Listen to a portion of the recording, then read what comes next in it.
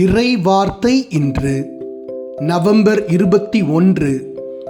என் ஆண்டவரால் அர்ச்சிக்கப்பட்ட அன்பு சகோதரனே, சகோதரியே, நம் ஆண்டவர் எளிதில் சினம் கொள்ளாதவர், பேரன்பு கொண்டவர் என்கிறது திருப்பாடல் 145.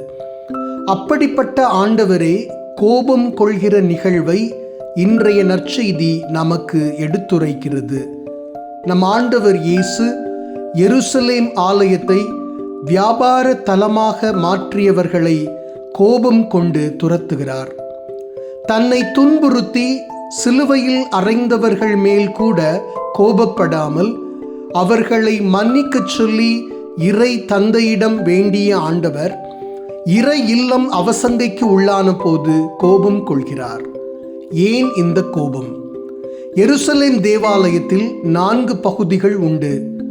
குருக்கள் மட்டுமே இருக்கின்ற பகுதி, யூத ஆண்கள் மட்டுமே செல்லக்கூடிய பகுதி, யூத பெண்கள் வழிபடுகின்ற பகுதி, இறுதியில் புற இனத்தவர் வழிபடும் பகுதி.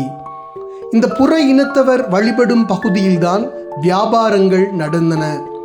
நீ புற இனத்தவன் தானே, நீ கடவுளை வழிபட்டால் என்ன, வழிபடாவிட்டால் என்ன, எங்களுக்கு வியாபாரம் நடக்க வேண்டும் என்று புற இனத்தவர்கள் புறம் தள்ளப்பட்டனர்.